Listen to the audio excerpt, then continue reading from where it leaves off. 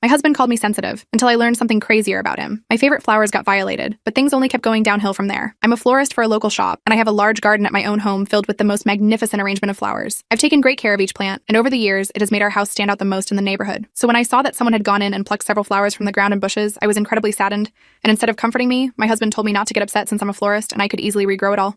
But he soon understood what I went through when we had to rush to a barbershop the following day. His job sent out a late announcement about getting pictures taken for their new IDs. My husband had no choice but to squeeze in an appointment at the barbershop, and unfortunately, his usual barber was unavailable. He nervously accepted the newly hired barber and ended up with a short and horribly blocky haircut. He got incredibly upset and ranted in the car about how much he hated his new hairdo. When he saw I wasn't reacting much to his complaints, he asked me why I was acting so cold. I told him, "You can always grow your hair back." He got angry and told me that he hopes my garden doesn't grow back after all. It didn't matter anymore because I was at least going to find the flower thief and bring justice myself. Later that night, while my husband was in the shower, I opened up the laptop to pull up yesterday's CCTV footage of my garden and downloaded it onto my phone. I reviewed it on my own, knowing that my husband would just call me silly if I asked for his help, and watched the entire 24-hour footage. At around 10 p.m. in the footage, right around the time I typically took a bath, I saw my husband sneaking around my gardening tools and cutting up several of my flowers. Based on the ones he chose, it was clearly for a woman, but I never received it, and I never saw it around the house. I couldn't quite understand it, but I was definitely suspecting that something bad was going on. The following day, I told him I would be out to buy new seeds for the garden. Instead of going to the store, I drove out a few blocks down and hid inside my car, waiting for him to drive to his work. I followed his car at a safe distance and watched him stop by a different flower store from the one I worked at and drive back towards our house. I felt a bit relieved and a little bit happy, thinking that maybe he bought those flowers for me since I had been feeling upset about our garden. I knew I was wrong the moment I saw his car pull up the driveway of our neighbor's house. He sat in the car, fixing his hair before walking out to greet our neighbor with a quick kiss. He handed over the beautiful bouquet of flowers and stepped inside. I put on my sunglasses and face mask and crouched down while walking up the driveway. I peeked inside the window and saw them getting handsy with each other. But worst of all, I saw my beautiful flowers in a vase in the living room, positioned away from all the natural sunlight. I felt heartbroken, twice as much, knowing that my husband cheated on me with a woman who can't even take care of expensive, fresh flowers properly. I couldn't handle watching them anymore and ran back into my car and drove to work. I cried behind the counter, venting to my coworker. She suggested that I get back at them for hurting me. I agreed and drove to another plant store in the town that sold more exotic types and bought a fresh batch of poison ivy. I returned to my store and picked out a few flowers like rhododendrons and petunias, which symbolized deep anger. At home, I asked my husband if he could deliver it to that woman's house, saying that she had ordered it from my store last week. I told him to be careful, saying that if he or the woman touched it without gloves, it would be bad because it was an aphrodisiac. He happily agreed and took the flowers there. I walked over to the house and peeped into the window, watching them wipe the poison ivy all over their bodies,